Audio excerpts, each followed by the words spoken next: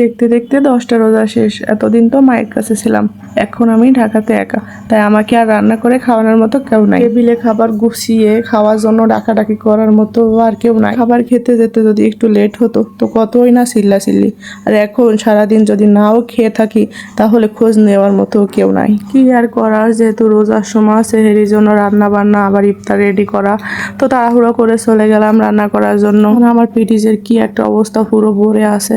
তো এখান থেকে আমি রুই মাছ নামিয়ে নিলাম। এতদিন যেহেতু মায়ের কাছে ছিলাম তো মাছ মাংস ডিম এগুলো খেতে খেতে আর কিছুই ভালো লাগতেছিল না। মাছটা আমি নামিয়ে নিলাম, এটাতে পাতলা একটা তরকারি রান্না করব। আর এইখানে ইফতারির জন্য পিঠা বানিয়ে নিচ্ছিলাম। প্রত্যেক দিন এই যে তেলের ভাজা জিনিস ভালো লাগছিল না, একটু মিষ্টি জাতীয় খাইতে মন চাচ্ছিল, তো ভাবলাম যে পিঠাই বানিয়ে ফেলি, যেহেতু বাসা থেকে নারকেল পাঠিয়েছিল মা। আর এদিকে একটু ছোলা রান্না করে নিচ্ছিলাম টমেটো দিয়ে। কিছু থাকুক আর না থাকুক, খেজুর আর ছোলা রান্না তো আমার থাকবে, এটা ছাড়া কেন জানি আমার মোটেও ভালো লাগে না। এতদিন তো মা অনেক কিছু করতো, অনেক কিছু রান্না করতো, যেহেতু আমি একার পক্ষে এতগুলো রান্না যে গরম পড়তেছে সম্ভব না, আর এত কিছু খাওয়া হবে না।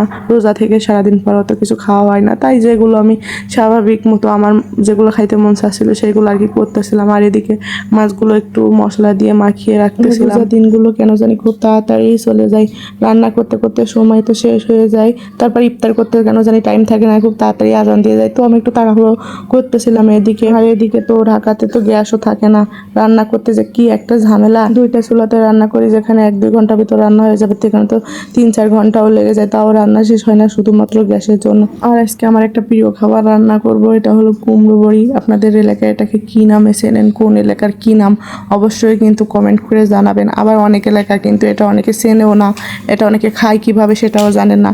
তো আজকে আমি এগুলো রান্না করব লাউ শাক দিয়ে। এটা অনেকে অনেক কিছুর ভিতর দিয়ে খাই, তবে আমার কাছে সব থেকে লাউ শাক দিয়ে রুই মাছতে খেতে বেশি ভালো লাগে। ডিম দিয়েও ভালো লাগে, তবে শাকতে যেন বেশি ভালো লাগে লাউ শাক দিয়ে। যাই হোক, মাই হয় তো আমার যেগুলো খাবার পছন্দ তো মা তো খাইয়ে দেবে, আর তারপরেও আমার ভয়ে আমি কিছু আনতে চাই না, এই জন্য লুকা লুকা সব কিছু কিন্তু ব্যাগে করে দিয়ে দেবে। আমি এসে তো দেখি আমার ব্যাগের ভিতর সব কিছু কাপড় ছোড়ের ভিতর লুকায় লুকায় দিয়ে দেয়। আর এই কুমড়া বড়িগুলো কিন্তু ভেজে এমনিও খাওয়া যায়, আমার কাছে তো ভাজাগুলো খাইতে খুবই ভালো লাগে। আপনারা কে কে আমার মতো এই ধরনের খাবারগুলো খাইতে বেশি পছন্দ করেন তো অবশ্যই কিন্তু কমেন্ট করে জানাবেন।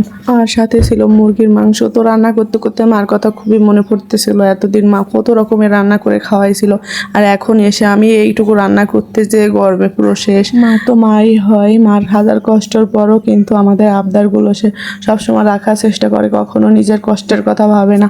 যাই হোক, মার জায়গা না আসলে কিন্তু মার কষ্টগুলো কখনো বোঝা যায় না। আজকের ভিডিওটা এই পর্যন্ত, দেখা হবে নেক্সট কোনো ভিডিওতে। সবাই ভালো থাকবেন, সুস্থ থাকবেন। আর আমার এই ভিডিওটা যদি আপনাদের কাছে ভালো লেগে থাকে তাহলে কিন্তু অবশ্যই ফলো দিয়ে দিবেন, আর যদি ইউটিউব থেকে দেখে থাকেন তাহলে সাবস্ক্রাইব করে দিবেন। ভিডিওটা এখানেই শেষ করছি, আল্লাহ হাফেজ।